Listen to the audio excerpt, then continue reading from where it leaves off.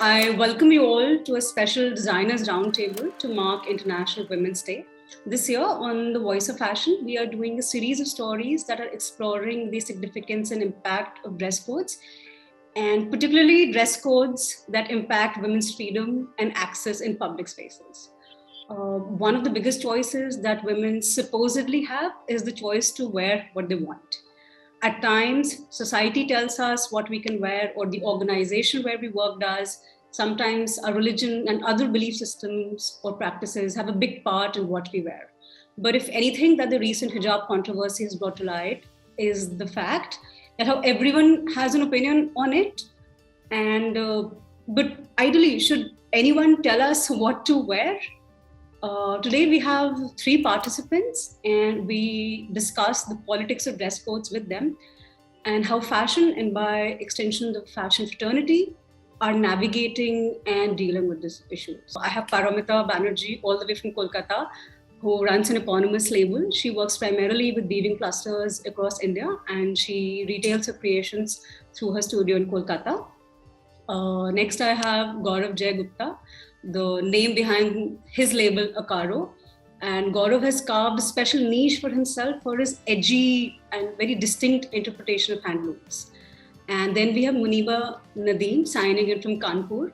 She is a graduate of INIFD and she showcased at LFW in 2019. And she runs her namesake label, which specializes in modesty fashion. My first question for the panel here is, what is your take on the recent hijab controversy? Today's politics, and with the way I understand it, it's also about who you are, what you're wearing, how you're wearing, or what you're saying or what you're not saying. That I don't think had ever come into the picture before. But it's quite a shame that it has. And with the hijab controversy, we've really got the whole polarization into the classroom. And when I'm talking of uniforms, I think there should be a certain uniformity when you're talking of, schools having some sort of a regularized uniform that you're wearing. And that's my only take. It's to do with faith. Right now, so it's like they've put everybody in a spot.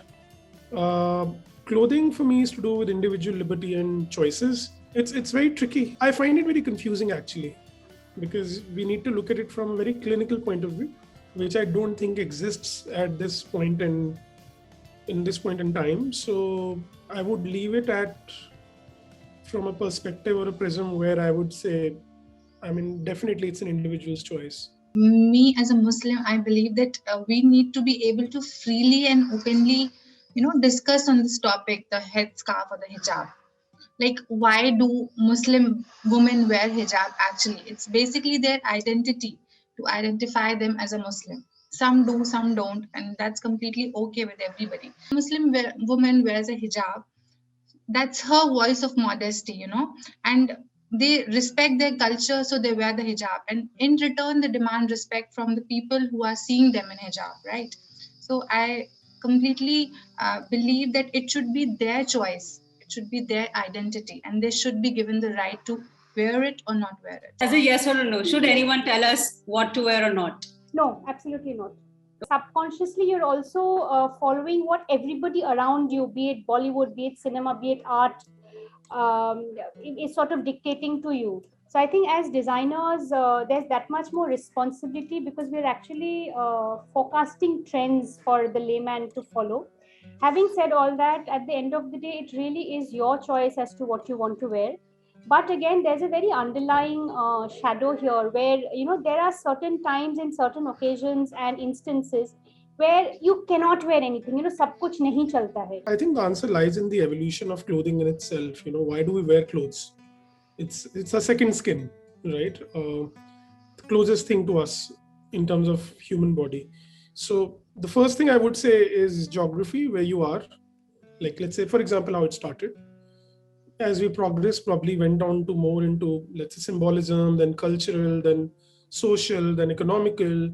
And now we've kind of earmarked lines or other outlines, and people identify themselves in a certain group or a hierarchy. according to which they dress. And I think when it comes to clothing, it definitely boils down to, even if you put a small champa on your head, on your hair, it's about what you like and how can you live freely. Muniba, should anyone be telling us what to wear? My straight answer would be no. Nobody can actually tell you what you should wear and what not. Because you see, dressing up is clearly a key component of self-identification and role definition. And I guess personal styling have great psychological effect on the wearer. Like, how am I dressed up?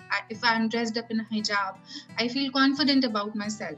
I feel empowered wearing this. I can freely go out. You obviously have a distinct style of your own. That is your identity, as you have said. So do you face a lot of pressure to adhere to that in your designs as well? Yes, I think people do think that I'm restricted to just that my brand label identifies that I design only modest clothing. I was interning in Fashion Week, so I used to cover myself up, but people used to think that I won't be doing great because I'm all covered. No, that is not the dress code of the fashion industry. I'm all covered. What will I be doing? So yes, there are dress codes, and I don't know what fashion is then. Have you ever observed differential or different treatment meted out to you because you wear the scarf? Not that personally. I mean, of course, when I went to the fashion industry, when it was my first year there, then yes, people used to look at me like, what am I doing over here? When I entered this industry, people used to, pinpoint my father that, oh, where is she going? What is she doing in the fashion industry? I told them the actual meaning, what fashion is. Like, I was in my limits, I was covered. So that was a challenging point for me. And your choice, like you choose to wear this, and that is your identity. Yes, of course. I have been wearing it since my childhood. My label basically specializes in women empowerment, right? As I said, hijab empowers a woman because it is first and foremost a statement of her belief in her creator.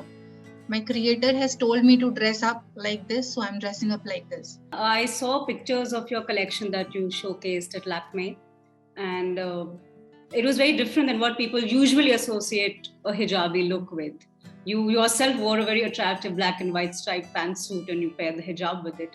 So do you think you are subverting the hijab in some ways, making it more trendy, making it more fashionable? Yes, I mean, that's what the message is all about. You can be trendy as hell as you want. The hijab is not, it does not makes you look backward.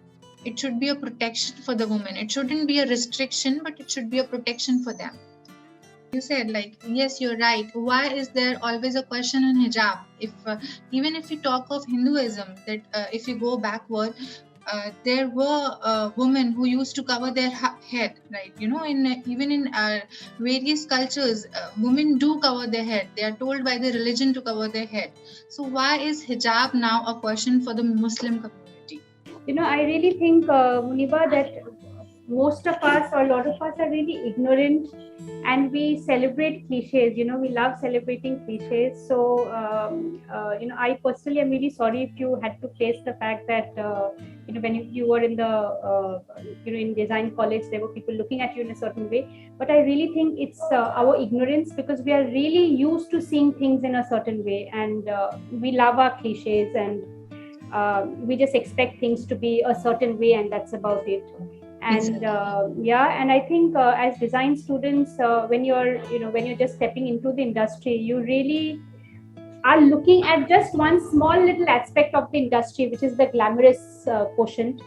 A large male fraternity of designers that we have are by proxy or by extension telling a woman what to wear, be it for her bridal trousseau. I think that's a very that's a misconception. it shouldn't be that. That's a very sorry state of affairs if somebody has to tell somebody what to wear.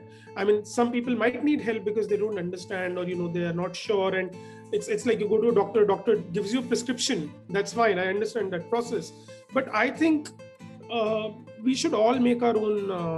It's to do with education. It's not just male and female. I also have a feminine side. A woman has a male side. Like it's like I connect. If I respond, if I'm not sensitive enough, how will I create? I have to be sensitive to feel. So if you feel, then you feel. There is no point of being a male or a female. I think that's about it. If I can connect, if I feel, if I respond, and that is where it all comes from. And I think we have some great designers in this country who are doing some amazing work. And I mean, in fact, I've never thought about it that are they male or are they female? But now when you have brought this up, now if I do think of it, definitely. But I think it's a mix of things. And also, I don't think there is anybody who's alone. I think there's always a team. So we always have women behind us, who are telling you, and then you observe, you understand. So, and that's what fashion education training is also all about. It takes years to sort of develop that sense. Arumita, you, I think, waiting to say something. No, it's just that it's amazing how you put it, because I haven't really thought of it that way, that there's this tilt where there are more male designers than female, because at the end of it, I think when you as a customer going out in the market, you're looking at the outfit, you're not looking at who has really designed it. Yeah, so and of course, the fact that bridal lehengas are of course 15 kgs, it's not because the male hasn't thought of it, but it's just that it just needs to be bling and embroidered and of a certain way, I guess. But other than that, you really got me food for thought today, because I hadn't really thought of it that way all these years. Yeah.